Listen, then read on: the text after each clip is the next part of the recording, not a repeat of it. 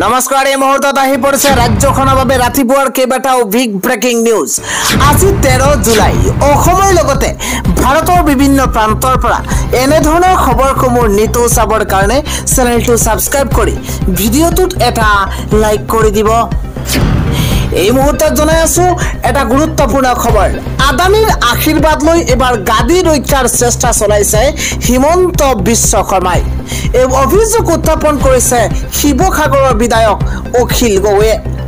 এটা গুৰুত্বপূৰ্ণ খবৰ এই মুহূৰ্তত জনোৱাৰ চেষ্টা কৰিছো। ধুবুৰী গোৱালপাৰাৰ উচ্ছেদক লৈ পুনৰ প্ৰতিক্ৰিয়া প্ৰকাশ কৰিছে বিধায়ক অখিল গগৈয়ে। হিমন্ত বিশ্ব শৰ্মাৰ মুছলমানৰ পৰা মাটি কাঢ়ি পুঁজি প্ৰতীক দিয়াৰ পৰিকল্পনা কৰা বুলিও অভিযোগ উত্থাপন কৰিছে অখিল গগৈয়ে। কেৱল সিমানেই নহয়, আদানীৰ পৰা আশীৰ্বাদ লৈ হিমন্ত বিশ্ব শৰ্মাই নিজৰ গাদী সুৰক্ষিত কৰিব বিচৰা বুলি মন্তব্য অখিল গগৈ।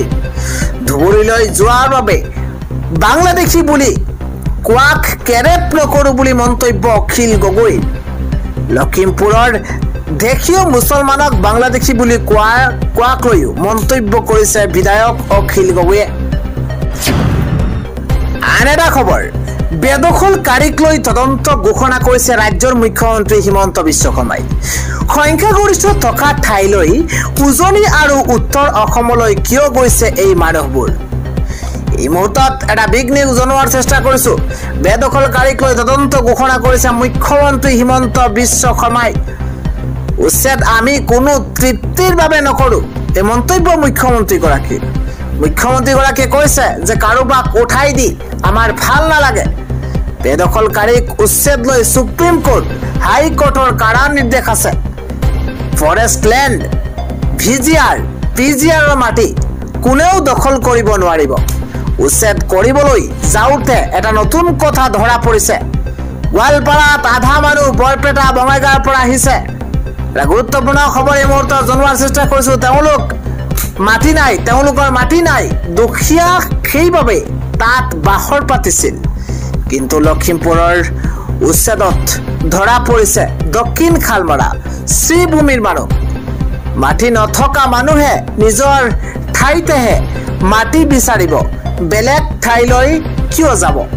সংখ্যাগৰিষ্ঠ থকা ঠাইলৈ দাপলি মেলিছে এই মানুহবোৰ। খোলাঘাটৰ সৰু পথাৰলৈ কিয় গৈছে নগাঁৱৰ ধিং ৰূপহীৰ মানুহ? উজনি আৰু উত্তৰ অসমলৈ কিয় গৈছে এই মানুহবোৰ? প্ৰশ্ন উত্থাপন কৰিছে। দৰিদ্ৰতাৰ কাৰণে গৈছে নে কিবা ষড়যন্ত্ৰ? ইয়াৰ এটা ভাল ষ্টাডি হ'ব লাগে, তদন্ত হ'ব লাগে। বেদখলকাৰীক লৈ তদন্ত ঘোষণা কৰিছে ৰাজ্যৰ মুখ্যমন্ত্ৰী হিমন্ত বিশ্ব শৰ্মাই। আজি ৰাতিপুৱাৰ পৰৱৰ্তী বিগ নিউজ। এবাৰ মিত্ৰতা নহলে দায়িত্ব ল'ব লাগিব কংগ্ৰেছে মন্তব্য কৰিছে অখিল গগৈয়ে।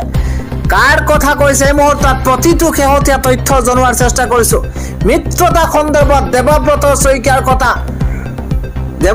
শইকীয়াৰ কৰা মন্তব্যৰ প্ৰতিক্ৰিয়া প্ৰকাশ কৰিছে অখিল গগৈয়ে।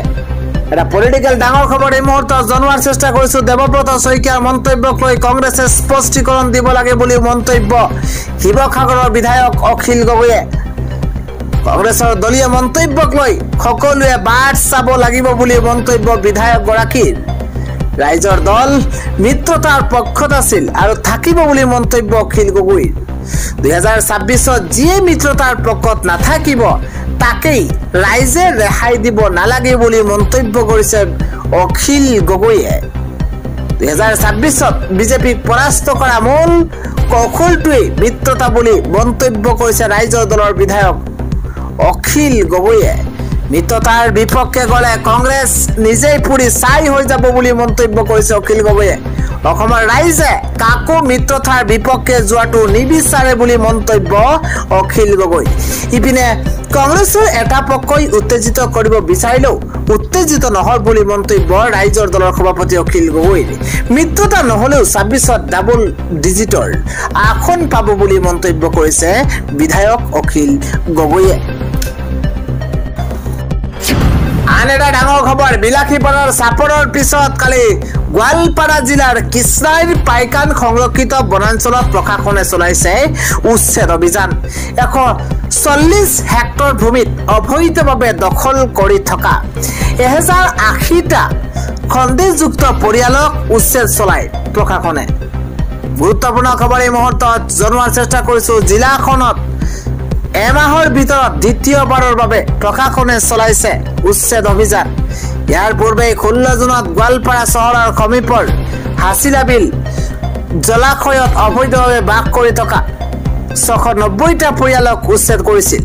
উল্লেখযোগ্য যে চৰকাৰ তথা প্ৰশাসনে বিগত এটা মাহৰ ভিতৰতে ৰাজ্যৰ 4খন জিলাৰ 5টা অঞ্চলত চলাইছে উচ্ছেদ অভিযান।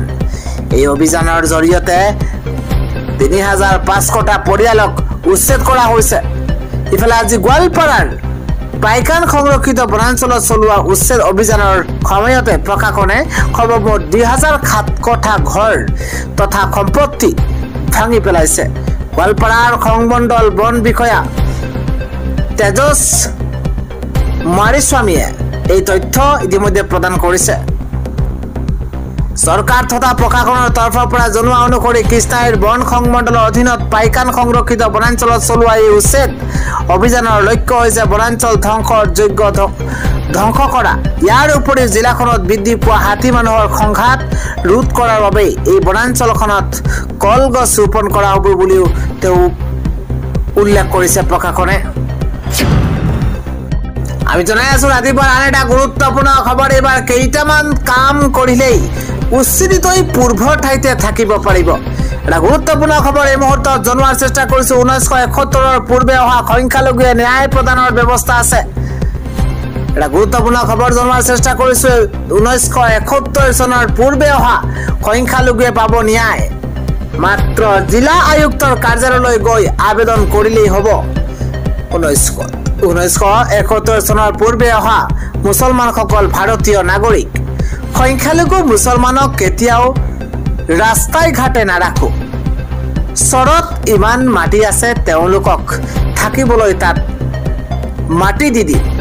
কেইটামান কাম কৰিলেই উচ্ছেদিতই পূৰ্বৰ ঠাইতে থাকিব পাৰিব। আন এটা ডাঙৰ খবৰ হৈছে যিফালে চাই সেইফালে কেৱল প্ৰতিবাদকাৰী, চকুৰে মনিব নোৱাৰালৈকে কেৱল প্ৰতিবাদকাৰীয়ে উৎকট গৰমক নেওচি এবাৰ আমচুৱে কপাইছে ৰাজপথ। এটা বিগ ব্ৰেকিং ডাঙৰ খবৰ এই মুহূৰ্তত জনোৱাৰ চেষ্টা কৰিছো। উচ্চস্থলীতে চকুৰে মনিব নোৱাৰালৈকে কেৱল প্ৰতিবাদকাৰীয়ে ভৰপূৰ হৈ পৰিছে। ইতিহাস সাক্ষী হৈ থাকিব। ইতিহাসতেই সৰ্বপ্ৰথমবাৰৰ বাবে সংখ্যালঘুৱে কপাই দিলে ৰাজপথ। অসমৰ ইতিহাসত এয়া প্ৰথম ঘটনা। যিমান দূৰলৈকে চাই সিমান দূৰলৈকে কেৱল মাত্ৰ মুছলমান আৰু মুছলমান প্ৰতিবাদকাৰী।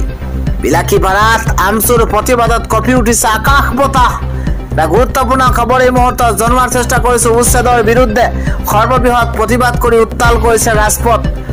উচ্ছেদ চলিতেই চকুৰে নমনাকৈ কেৱল প্ৰতিবাদকাৰী। অসমৰ ইতিহাসত এই সৰ্বপ্ৰথমবাৰৰ বাবেই সংখ্যালঘুৱে কঁপাই দিছে ৰাজপথ। আন এক ডাঙৰ খবৰ হৈছে এবাৰ সুপ্ৰিম কোৰ্ট গুৱাহাটী হাইকোৰ্টৰ নিৰ্দেশতেহে উচ্ছেদ চলি আছে। উচ্ছেদ হবই হৈছে। উচ্ছেদৰ মাজতে মুখ্যমন্ত্ৰীৰ বিস্ফোৰক মন্তব্য। গুৰুত্বপূৰ্ণ খবৰ। বনাঞ্চল ধ্বংস কৰা পিজিআৰ ভূমিত ইতিমধ্যে আমি জনাইছো যে যিসকল থাকে সেইসকলৰ উচ্ছেদ কৰা হবই। সুপ্ৰিম কোৰ্ট আৰু হাইকোৰ্টৰ নিৰ্দেশতহে উচ্ছেদ কৰা হৈছে। অখিল গগৈয়ে নিয়ম নমনাকৈ উচ্ছেদ কৰা হৈছে বুলিও ক'লেই মানি নলওঁ। অখিল গগৈৰ কথা আগতেও শুনা নাই, এতিয়াও নুশুনো। উচ্ছেদ চলি আছে আৰু চলি থাকিবই। গোৱালপাৰাৰ বৃহৎ উচ্ছেদৰ মাজতেই মুখ্যমন্ত্ৰীৰ বিস্ফোৰণ। এবাৰ বনাঞ্চল ধ্বংস কৰা পিজিআৰ ভূমিত থকা সকলৰ উচ্ছেদ কৰা হবই। অখিল গগৈয়ে নিয়ম নমনাকৈ উচ্ছেদ কৰা হৈছে বুলিও ক'লেই মানি নলওঁ বুলি মন্তব্য কৰিছে মুখ্যমন্ত্ৰী হিমন্ত বিশ্ব শৰ্মাই। আন এটা খবৰ হৈছে ৰকিবুল আৰু অখিল গগৈ মুছলমানৰ শত্ৰু। সংখ্যালঘুক দেখুৱাই কান্দে কিন্তু চকু পানী নোলায়। মন্তব্যকাৰ আমি প্ৰতিটো তথ্য জনোৱাৰ চেষ্টা কৰিছো। এটা বিগ ব্ৰেকিং পলিটিকেল ডাঙৰ খবৰ এই মুহূৰ্তত জনোৱাৰ চেষ্টা কৰিছো। ৰকিবুল হুছেইন আৰু অখিল গগৈ মুছলমানৰ শত্ৰু বুলি মন্তব্য কৰিছে মুখ্যমন্ত্ৰীগৰাকীয়ে। কেৱল সিমানেই নহয়, উচ্ছেদিতৰ কাষলৈ গৈ কান্দে অখিল গগৈ আৰু ৰকিবুল হুছেইনে, কিন্তু চকু পানী নোলায় এজনৰো।